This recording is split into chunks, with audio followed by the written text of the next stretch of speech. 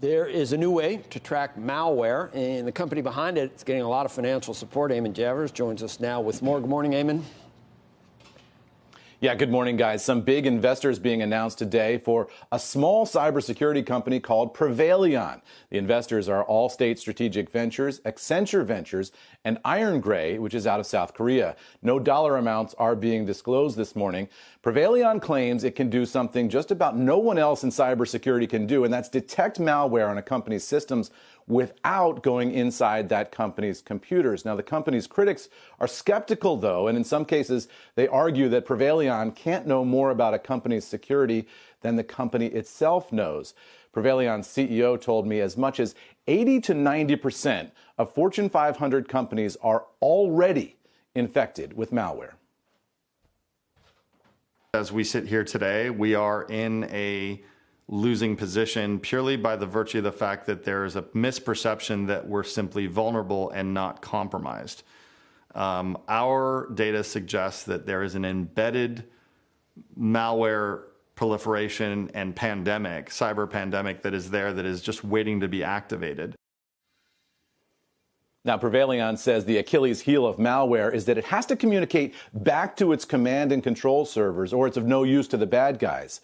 So Prevaileon says it signed contracts with internet service providers to allow it to see the pings when malware communicates. The company says it has spotted 28,000 compromised organizations and can see 1 million malware pings per day. Prevaileon's sales pitch is that all that data can be useful to companies, but also to insurance firms trying to price cybersecurity coverage and to private equity firms looking to understand the cyber risk at the companies that they're acquiring. And guys, here's the scary part. Kareem Hijazi told me he's worried about Vladimir Putin's response to new American sanctions and the possibility that Russia already has kill switch malware installed inside some of America's biggest companies. He says that would be one explanation for all the malware activity that he's seeing. Back over to you guys. Yeah. Seems like they're surmising and sort of inferring and implying a lot, but I don't know how much you really can get your hands on definitively, Eamon. And as you say, the people that can get into the computer, the companies themselves, would seem to have an advantage in terms of looking directly at things rather than just sort of the evidence from outside of how confident are you that and that sounds kind of incendiary. That, I mean, it's scary and it's certainly a great headline, but there's already all of these switches ready to be turned that Putin has in all these companies. Yeah, he's raising some really scary prospects. And you really have to take his word for it, right? Because what he's saying is that he can see malware pings that nobody else can really see out there. And so the question is that true? He's getting the backing now of some of these big investors. But you're right. That's the debate around this company. Are they able to see things inside these other firms that the other firms can't see?